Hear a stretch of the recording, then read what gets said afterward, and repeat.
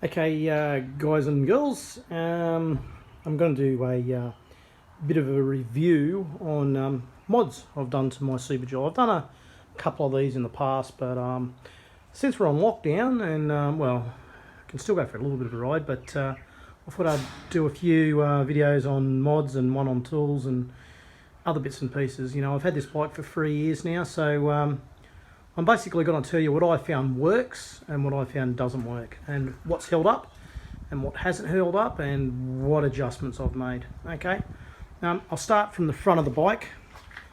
Okay, basically one of the mods I did have was a headlight protector, but when I was going behind another guy out in the bush, a rock hit it and took it off.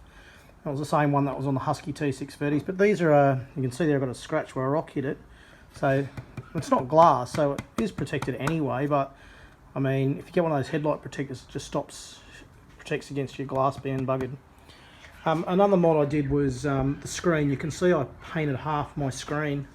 The reason I done that is at night time you get a reflection of light up behind your screen, and this takes that reflection out, and so it's quite good.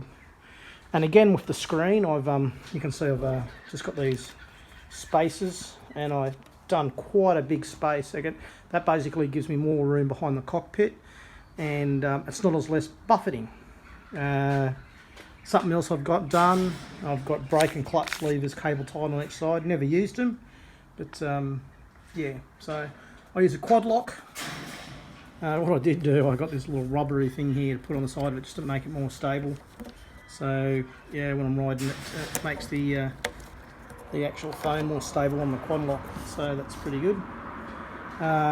Put a 12 volt, I put a voltmeter in, so I can tell my amps, which is my voltage I should say, which is great. Obviously the normal 12 volt socket outlet mod, Oxford heated grips. Down here I've got like a little bag, and I put a few little necessities in here, so because it's really hard to put a tank bag on these bikes, because you really don't have a lot of room once you put a tank when you're standing up and stuff like that.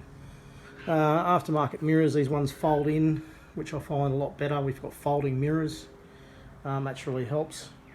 The crappy old normal handguards it comes with, they're okay, but I put some jet bark busters on. Adjustable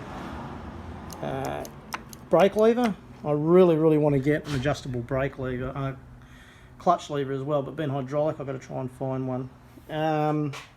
Took the original blinkers off and put little LED ones on, just little eBay jobbies, and I had to change the relay, the LED relay. What else? I'm trying to capture everything here. I just put this on today. This is a work in progress.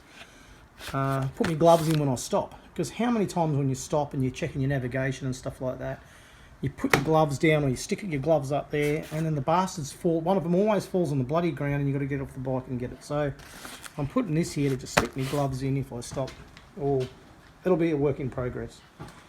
I've told us about these before. I've had these for ages. They're Australian military, what they call minimi pouches. All I've done is I've put like a waterproofing on them, and I put, you know, when I put my compressor in one side and tools in the other, they stay on. They haven't gone anywhere. I've got it, you know, tied on there very well. I've had one strap break, but I've just had that fixed in the past. Yeah, they don't look like, you know, the all singing or dance and bloody crap that you get, but they're practical and they work. So later on I'll do a review on the tools I put in there and what I put in each side. Working my way back. Okay, just making sure I've covered everything.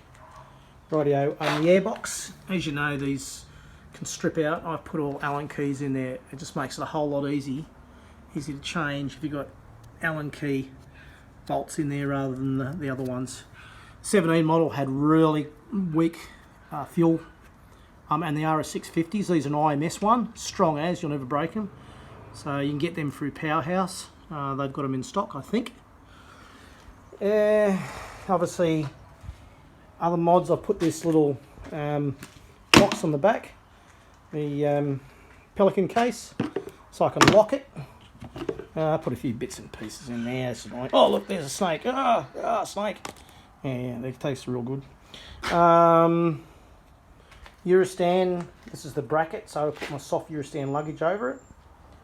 In here, I've got my tyre changing bloody levers.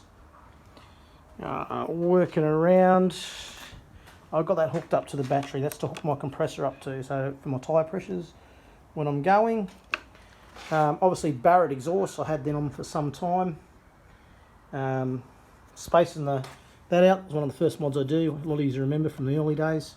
Put that back as you used to hit your leg, so you just put it from behind rather than in front. Mine was a T, but I put the 21/18 wheels on, so that made a big difference. Yeah, well, this has gone for almost 6 minutes. There's probably some things I've missed. I'm sure there'll be some stuff. Oh yeah, no, the LED blinkers at the back. I know they're different, but the ones at the front break. When they break, I'll change them and put the other ones on. I haven't done a tail tidy or nothing. I haven't really worried about it. If this eventually breaks, I'll do a tail tidy. I'm not particularly too worried about it. Doesn't affect anything really. And underwhere there it is, that's where the LED relay is for the blink relay. No engine work. It's all stock or standard. Oh, filter. I put a uni filter in. They're like a twin filter, so they've got another thin filter. I reckon the stock filters are crap. So if you're gonna, the uni filters are really good. So I suggest that they're also the same ones as the T630, same as your filters, same as the T630, blah blah blah. So there you go. And I bloody modified my seat. Everybody modifies their bloody seat. So there you go. I modded my seat. This is before you could get the comfort seats. So just made it lower for me.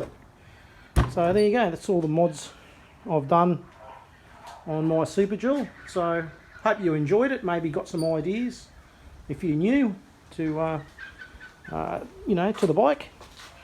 Rightio. I'll see you on the trails.